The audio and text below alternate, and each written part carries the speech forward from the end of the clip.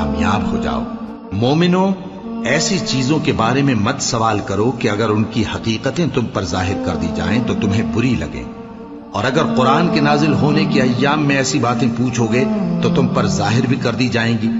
अब तो अल्लाह ने ऐसी बातों के पूछने से दरगुजर फरमाया है, और अल्लाह बख्शने वाला है, बुर्दबार है। इस तरह की बातें तुमसे पहले लोगों ने भी पूछी थी, मगर जब बताई गई तो फिर वो उनसे मुनकिर हो गए।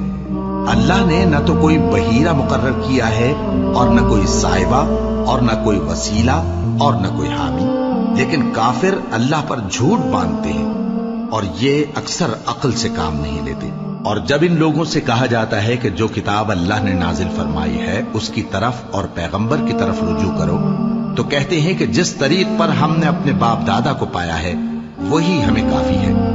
भला अगर इनके बाप दादा न तो कुछ जानते हों और न सीधे रास्ते पर हों, तब भी ऐ ईमान वालो, अपने आप को संभाले रहो। जब तुम हिदायत पर हो तो कोई गुमराह तुम्हारा कुछ बिगाड़ नहीं सकता। तुम सबको अल्लाह की तरफ लौट कर जाना है। उस वक्त वो तुमको तुम्हारे सब कामों से जो दुनिया में किए थे आगाह करेगा और उनका बदला देगा। मोमिनो, जब तुम में से किसी की मौत आ मौजूद हो तो शहादत का निसाब यह है कि वसीयत के वक्त तुम मुसलमानों में से 2 मर्द आदिल यानी साहिब एतबार गवाह हों, या अगर मुसलमान न मिले और तुम सफर कर रहे हो और उस वक्त तुम पर मौत की मुसीबत वाक़ हो तो किसी दूसरे मजहब के 2 शख्सों को गवाह कर लो।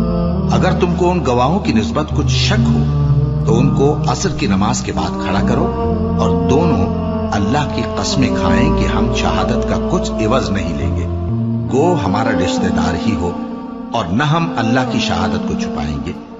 अगर ऐसा करेंगे तो गुनहगार होंगे।